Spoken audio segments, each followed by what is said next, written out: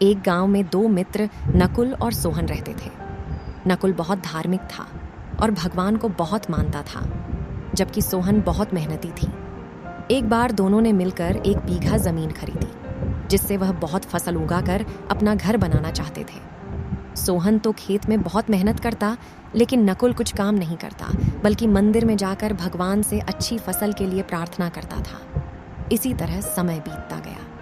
कुछ समय बाद खेत की फसल पककर तैयार हो गई, जिसको दोनों ने बाजार ले जाकर बेच दिया और उनको अच्छा पैसा मिला। घर आकर सोहन ने नकुल को कहा कि इस धन का ज्यादा हिस्सा मुझे मिलेगा, क्योंकि मैंने खेत में ज्यादा मेहनत की है।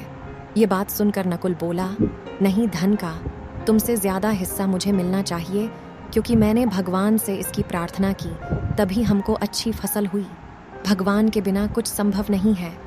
जब वह दोनों इस बात को आपस में नहीं सुलझा सके, तो धन के बंटवारे के लिए दोनों गांव के मुखिया के पास पहुंचे। मुखिया ने दोनों की सारी बात सुनकर उन दोनों को 1-1 बोरा चावल का दिया, जिसमें कंकड़ मिले हुए थे। मुखिया ने कहा कि कल सुबह तक तुम दोनों को इसमें से चावल और कंकड़ अलग करके लाने हैं, तब मैं निर्णय करूंगा कि इस धन का ज्यादा हिस्सा किसको मिलना चाहिए। दोनों चावल की बोरी लेकर अपने घर चले गए।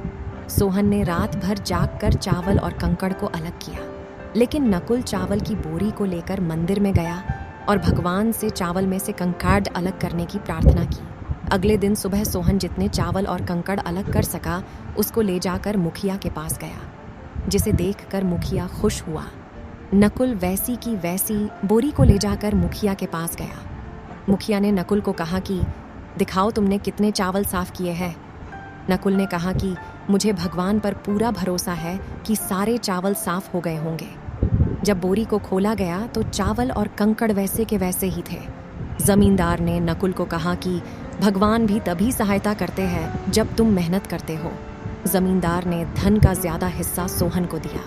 इसके बाद नकुल भी सोहन की तरह खेत में मेहनत करने लगा और अब की बार उनकी फसल पहले से भी अच्छी हुई।